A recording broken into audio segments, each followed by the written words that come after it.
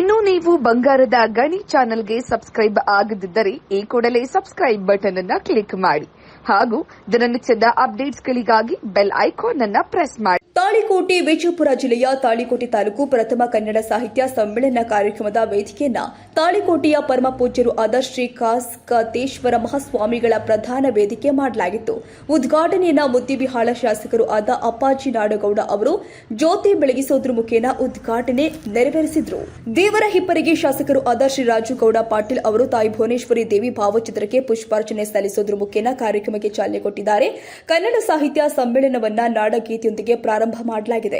ಕಾರ್ಯಕ್ರಮವನ್ನು ಉದ್ದೇಶಿಸಿ ಮಾತನಾಡಿದ ಶಾಸಕ ಅಪ್ಪಾಜಿ ನಾಡಗೌಡ, ಸಂದರ್ಭದಲ್ಲಿ ಉಪಸ್ಥಿತರಿದ್ದ ಪರಮ ಪೂಜ್ಯರು ಆದ ಶ್ರೀ ಸಿದ್ದಲಿಂಗ ಮಹಾಸ್ವಾಮೀಜಿಗಳು ಹಾಗೂ ಮುಸ್ಲಿಂ ಧರ್ಮಗುರುಗಳು ಆದ ಸೈಯದ್ ಶಕೀಲ್ ಅಹಮದ್ ಖಾಜಿ, ಸಮ್ಮೇಳನದ ಅಧ್ಯಕ್ಷರು ಆದ ಡಾಕ್ಟರ್ ಗುರುಪ್ರಸಾದ್ ಕಿವಾರಿ, ಮುದ್ದಿಬಿಹಾಳ ಶಾಸಕರು ಆದ ಅಪ್ಪಾಜಿ ನಾಡಗೌಡ, ದೇವರ ಹಿಪ್ಪರಿಗೆ ಶಾಸಕರು ಆದ ರಾಜಗೌಡ ಪಾಟೀಲ್, ವಿಧಾನ ಪರಿಷತ್ ಸದಸ್ಯರು ಆದ ಹನುಮಂತ ನಿರಾಣಿ, ಕನ್ನಡ ಸಾಹಿತ್ಯ ಪರಿಷತ್ ತಾಲೂಕು ಅಧ್ಯಕ್ಷರು ಆದ ರೇವಣ ಸಿದ್ದಪ್ಪ ಕೊಪ್ಪದ, ಗೌರವ ಅಧ್ಯಕ್ಷರು ಆದ ಎಚ್ಎಸ್ ಪಾಟೀಲ್, ಬಿಎಸ್ ಪಾಟೀಲ್ ಯಾಳಗಿ, ತಹಶೀಲ್ದಾರ್ ಕೀರ್ತಿ ಚಾಲಕ, chief officer Mohan Jadhav, SP Kattimani, ನಿವೃತ್ತ ಎಸ್ಪಿ ಕಾಶಿಂ ಪಟೇಲ್ ಸೇರಿ ವಿವಿಧ ಗಣ್ಯಮಾನ್ಯರು ವೇದಿಕೆ ಮೇಲೆ ಉಪಸ್ಥಿತರಿದ್ದರು. ರಮೇಶ್ ದಲ್ಲಾಳಿ, ಬಂಗಾರದ ಗಣಿ ನ್ಯೂಸ್, ತಾಳಿಕೋಟೆ.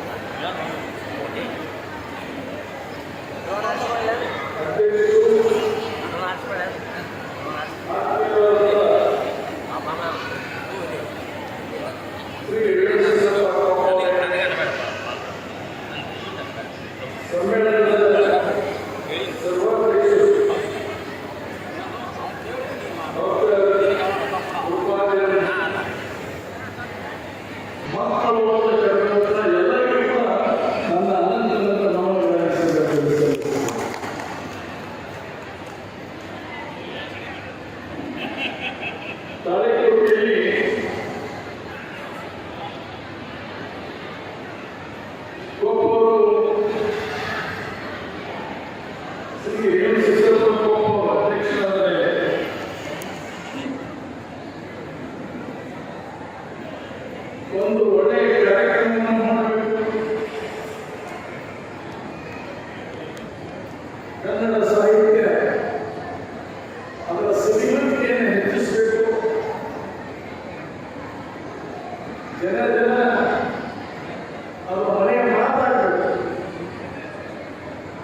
ಮನೆಯ ಮಾತಾಡಬೇಕು ಅಂತ ಕಾರ್ಯಕ್ರಮವನ್ನು ಮಾಡಬೇಕು ಅಂತ ಅಭಿಲಾಷ ಪಟ್ಟಿದೆ. ಇವತ್ತು ಜನಸ್ತೋಮವನ್ನು ನೋಡಿದಾಗ ನನಗೆ ನಿಜವಾಗಿ ಕೂಡ ಬಹಳ ಹೆಮ್ಮೆ ಆಗಿದೆ ಮತ್ತು ಪ್ರಥಮವಾಗಿ ಅವರಿಗೆ ನಾನು ಅಭಿನಂದಿಸಿದ ಈ ಕಾರ್ಯಕ್ರಮ ಯಶಸ್ವಿ ಮಾಡಿದ್ದೇನೆ ಅಂತ ಹೇಳಿ ನಾನು ಅವರ ಜೊತೆ ಇದ್ದಂತೆ ಎಲ್ಲ ಸಹಪಾಠಿಗಳು ಏನು ಈ ಕಾರ್ಯಕ್ರಮ ಬಹಳ ವ್ಯವಸ್ಥಿತವಾಗಿ ನಡೆಸಿದ್ರಿ. ತಮ್ಮೆಲ್ಲರಿಗೂ ಕೂಡ ಅಭಿನಂದನೆಗಳನ್ನು ಸಲ್ಲಿಸುತ್ತೇನೆ. ಬಹಳ ಮುಖ್ಯವಾಗಿ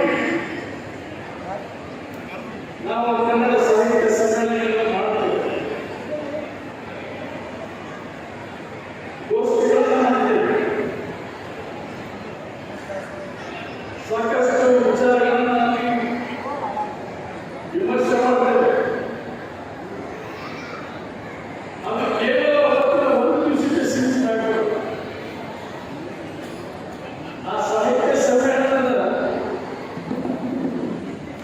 ಏನು ಇವತ್ತೊಂದು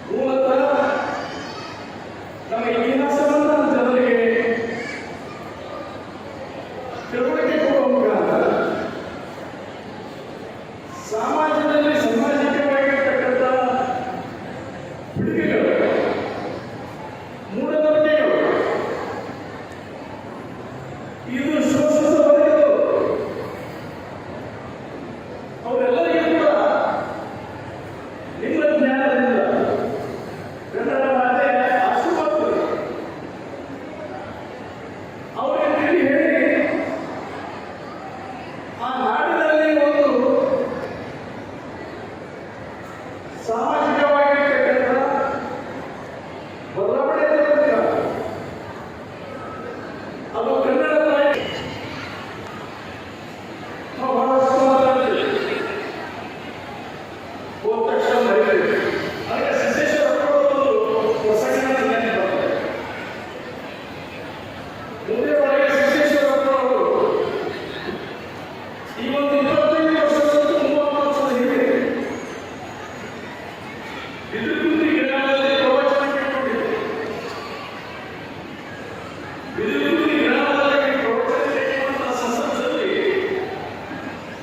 ಸುಮಾರು 10-15 ವರ್ಷದ ಜನ ಸೇರಿದ್ದಾರೆ. ಎಷ್ಟು ಸೇರಿದ್ರು? 10-15 ವರ್ಷದ ಜನ ಸೇರಿದ್ದಾರೆ. ಆ ಪ್ರವಚನ ಕೇಳಿ ಏನು ಅದ್ಭುತವಾದ ವಾಣಿಗೆ ಇವರು ಅಲ್ಲಿ ಕೂತು ಕೇಳಿದರೆ ಮನಸ್ಸು ಶಾಂತ ಆಗುತ್ತೆ. ನಮ್ಮೆಲ್ಲ ಪಾಪಗಳು ಪರಿಹಾರ ಆಗ್ತದೆ ಅನ್ನೋ ಭಾವನೆ ಜನರಲ್ಲಿ ಸಿಗುವುದು. ಅಲ್ಲಿ ಜನರಿಗೆ ಸಿಗುವುದು. ಏನು ಬಹಳ ಕಷ್ಟ ಕೇಳಬೇಕಿಲ್ಲ. ಆ ಪ್ರವಚನವನ್ನು ಮುಗಿಸಿಕೊಂಡು ಬರ್ತಾ ಇದ್ರು. ಆಕಸ್ಮಿಕವಾಗಿ ನಾನು ಕಾಲವನ್ನು ದೂರದಲ್ಲಿ ಕೇಳಿದ್ರು. ಒಂದು ಸಂಖ್ಯೆ ಇತ್ತು. ಉದಯವಾಗಿ ಬರ್ತಾ ಇದ್ದೆ. ನಾನು ಬಂದು